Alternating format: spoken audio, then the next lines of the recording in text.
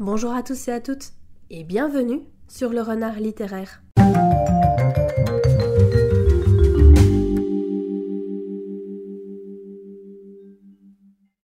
J'espère que vous allez bien, moi je suis ravie de vous retrouver aujourd'hui pour une nouvelle vidéo dans laquelle on va parler de ma zone de confort et de 5 livres qui vont me permettre d'en sortir. En 2024, j'ai remarqué que les livres qui faisaient partie de ma zone de confort, de mes genres de prédilection, à savoir la fantaisie et tout ce qui a attrait aux littératures de l'imaginaire, ne me procuraient plus autant d'émotions qu'auparavant, que j'avais beaucoup plus de mal à trouver des histoires qui me plaisaient, des histoires qui m'intriguaient et qui allaient m'intéresser. J'avais en fait l'impression d'avoir fait le tour. Et au contraire, les livres pour lesquels j'ai eu des coups de cœur ou d'excellentes lectures, eh bien ce sont des livres qui sont dans des styles vers lesquels j'ai du mal à aller, des univers littéraires qui me sont un petit peu inconnus pour le moment.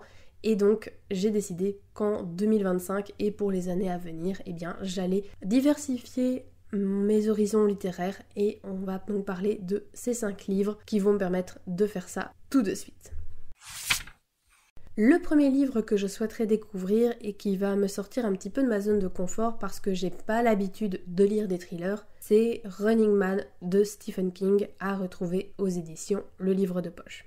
Dans Running Man, Stephen King imagine une Amérique qui serait contrôlée par un puissant média et tous les Américains sont obligés de regarder une chaîne de télévision qui retransmet des jeux violents, cruels et mortels, un petit peu comme dans Hunger Games de Suzanne Collins, sauf que nous n'allons pas suivre le personnage de Katniss Everdeen, mais bien celui de Ben Richards, un Américain précaire qui, pour soigner sa fille malade et sortir sa femme de la prostitution, va participer au jeu ultime, le Running Man. Et dans ce jeu, il n'y a qu'un seul but, survivre. Je n'ai qu'effleuré la bibliographie de Stephen King et c'est un auteur qui m'impressionne par la quantité de livres qu'il a écrits, mais aussi par sa capacité à se fondre dans les différents prismes de l'horreur. Running Man, c'est un roman qui mêle à la fois science-fiction, horreur sociale et critique du divertissement, et je pense qu'avec ce cocktail, difficile de faire un roman qui va me déplaire.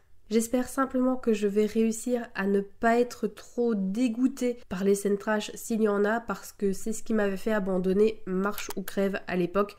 D'ailleurs, j'aimerais bien retenter cette lecture et vous faire une vidéo autour de cette seconde chance, mais on verra ça dans les semaines, voire les mois à venir. Dans tous les cas, les commentaires sont vraiment élogieux et je pense que Running Man peut être une lecture intéressante et qui va potentiellement faire bouger les lignes de ma zone de confort. Ensuite, j'aimerais découvrir un des romans de Melissa d'Acosta et plus particulièrement Les Lendemains, paru chez Le Livre de Poche, mais vous pouvez retrouver le grand format chez Albin Michel. Mon résumé pourrait être un petit peu bancal puisque je n'ai repéré que quelques mots-clés, donc je vais vous lire la 4e de couverture présente sur Livre Addict. Amande ne pensait pas que l'on pouvait avoir si mal. En se réfugiant dans une maison isolée en Auvergne pour vivre pleinement son chagrin, elle tombe par hasard sur les calendriers horticoles de l'ancienne propriétaire des lieux. Guidée par les annotations manuscrites de Madame Hugues, Amande s'attelle à redonner vie au vieux jardin abandonné. Au fil des saisons, elle va puiser dans ce contact avec la terre la force de renaître et de s'ouvrir à des rencontres uniques. Et chaque lendemain redevient une promesse d'avenir. C'est un roman qui a des critiques dithyrambiques et qui a beaucoup plu à une lectrice du book club. Elle en a souvent parlé en des termes très élogieux et forcément ça a piqué ma curiosité, alors que entre les romans contemporains et moi, ça n'a pas toujours été une grande histoire d'amour et en plus de ça, comme c'est du feel good, j'ai quelques a priori négatifs en plus. Cependant, comme je le disais dans ma vidéo bilan que je vous laisserai dans le petit i, j'ai eu un coup de cœur inattendu pour Une belle vie de Virginie Grimaldi et toutes les personnes qui ont lu les romans de Melissa d'Acosta m'ont confirmé que ce que j'ai aimé chez Virginie Grimaldi, j'allais le retrouver dans les histoires de Melissa d'Acosta. Ce sens de l'universel, le soin apporté aux personnages, les émotions qui découlent naturellement et où on peut passer du rire aux larmes en quelques pages. Ça a l'air d'être très agréable à lire et j'ai hâte de voir un peu comment les sujets seront traités. On quitte le contemporain pour retourner sur les rivages du thriller et plus spécifiquement des thrillers japonais avec Bullet Train de Kotaro Isaka, publié chez les presses de la Cité mais également en format poche chez Pocket. Bullet Train, c'est un huis clos se déroulant dans un train à très grande vitesse japonais et donc durant un trajet, on va suivre différents personnages qui pour la plupart ne se connaissent pas mais qui ont tous un but qui est soit de tuer un passager du train, soit de sauver quelqu'un ou encore de récupérer un objet d'une grande valeur qui est convoité par des personnes mal intentionnées. Je vais rester assez vague parce que je ne souhaite pas en savoir plus, mais tout ce que contient ce livre est très loin de ma zone de confort. Et même si j'aime beaucoup la littérature japonaise et que j'en lis de temps à autre, je n'ai encore jamais lu de thriller d'un auteur nippon. Bref, je serais très curieuse de découvrir cette œuvre et ce pan de la littérature japonaise plus spécifiquement. Si il y a bien une autrice dont je souhaiterais à tout prix découvrir l'œuvre, c'est bien Shirley Jackson.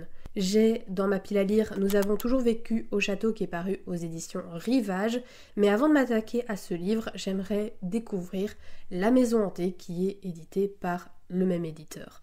La Maison Hantée raconte l'histoire de 3 personnages qui doivent vivre dans la demeure de Hill House, un immense et lugubre manoir que l'on dit hanté. Je lis très peu de romans d'horreur, mais ces derniers temps, j'ai remarqué que j'aimais bien lire des romans où l'ambiance est pesante, surnaturelle et où il y a plein de menaces qui sont invisibles.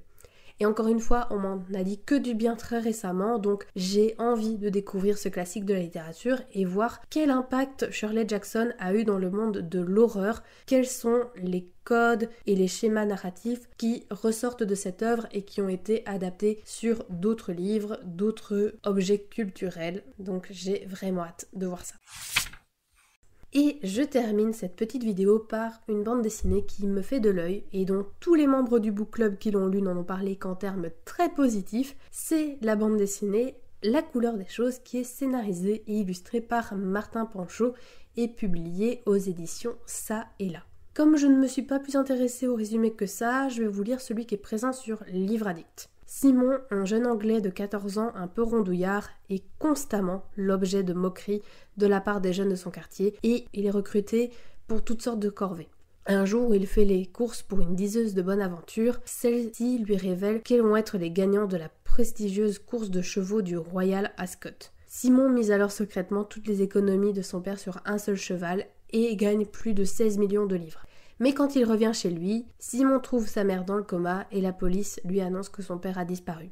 Étant mineur, Simon ne peut pas encaisser son ticket de Paris.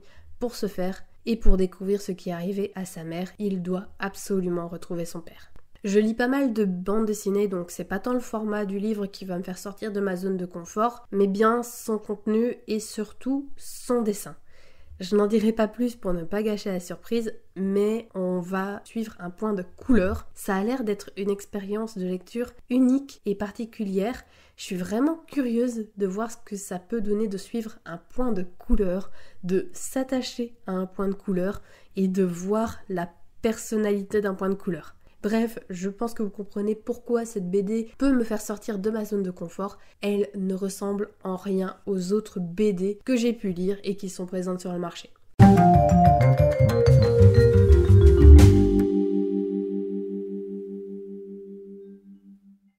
Cette vidéo est désormais terminée et j'espère qu'elle vous a plu. N'hésitez pas à me dire si vous avez lu l'un de ces livres et quel est votre avis là-dessus.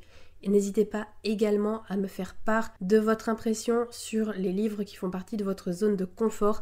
Est-ce qu'ils continuent à vous apporter autant de plaisir et d'émotion qu'auparavant ou est-ce que vous commencez à vous en lasser? N'hésitez pas également à liker la vidéo, à vous abonner à la chaîne, ce qui vous permettra d'obtenir une petite notification à chaque fois que je poste une nouvelle vidéo, c'est-à-dire un vendredi sur 2 à 18h30. Et moi, en attendant de vous retrouver dans une prochaine vidéo, je vous souhaite d'excellentes lectures et je vous dis à très bientôt.